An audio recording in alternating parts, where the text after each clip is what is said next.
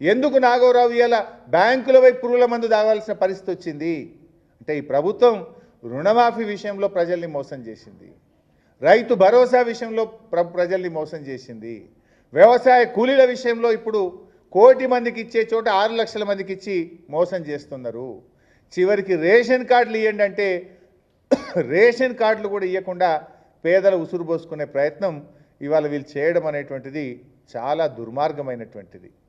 ఇవాళ BRS party పక్షాన మరి ఆదిలాబాద్లో ఆత్మహత్య చేసుకున్న రైతుకు తక్షణమే 10 లక్షల ఎక్స్గ్రేషియా ఇవ్వాలని మేము ప్రభుత్వాన్ని డిమాండ్ చేస్తున్నాం. ఇది ఈ ప్రభుత్వ హత్య, ఈ ప్రభుత్వ నిర్లక్ష్యం వల్ల చెప్పిన మాట ప్రకారంగా రేవంత్ రెడ్డి డిసెంబర్ 9 నాడే రుణమాఫీ చేస్తా అన్నావు.